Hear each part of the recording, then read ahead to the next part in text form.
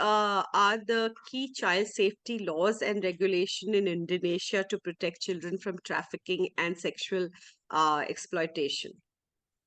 Okay, thank you so much for the question. So actually, Indonesia has several laws for countering trafficking and also sexual exploitation. We have like law number 35 of 2014, specifically talking about child protection. So this law is also referred to the Convention of the Right of the Child.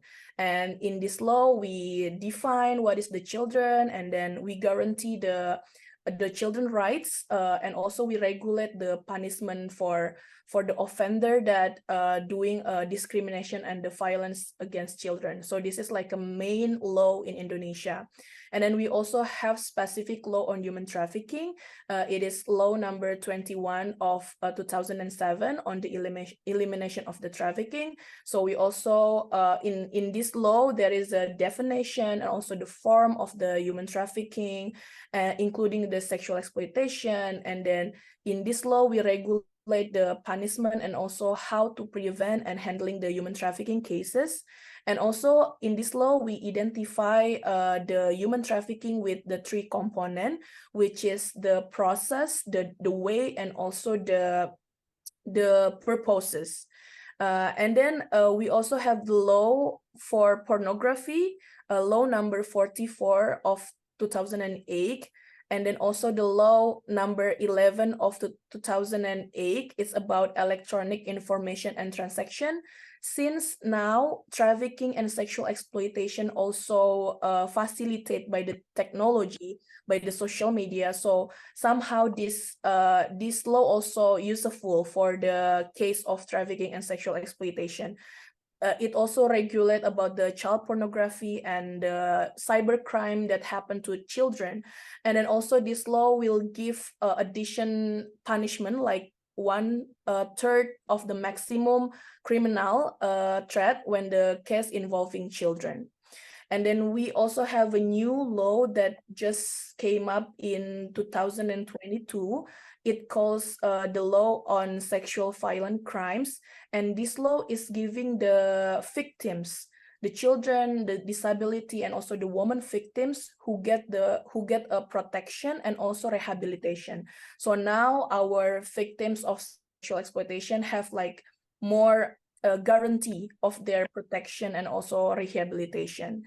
And the last one regarding the children, in Indonesia, we also have law number 11 of 2012 on child criminal justice system. So this law is specifically to regulate if the children become the offender of the crime. So we have like a certain way to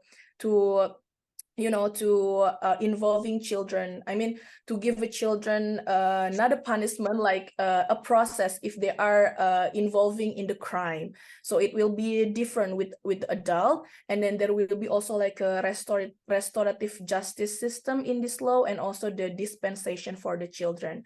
So I think it is all the key child safety laws in Indonesia for trafficking and sexual exploitation. Okay, so I think you've talked about the law, Ovi. Can you help us with, giving us the legal definitions here? Are there any specific legal definitions of child trafficking and exploitation? Yes, of course. We have like a definition of child trafficking and sexual exploitation in Indonesian legal term. So according to the law that I already mentioned, the law number 21 of 2007, regarding the elimination of human trafficking. So there is a definition that trafficking in person is a situation when involving the process, the way, and also the purpose.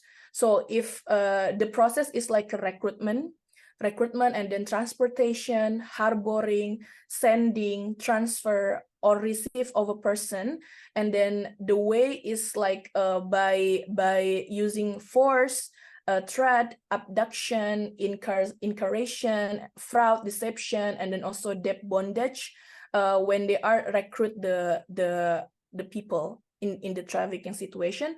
And then the purpose is usually for exploitation, like sexual exploitation or forced labor. So the trafficking in person by this law should cover that three components: the process, which is like recruitment and also sending people to other places, and then there is also the way by violence or by involving manipulation, debt bondage, and there is also the purpose. The purpose is like for sexual exploitation or for forced labor, something like that.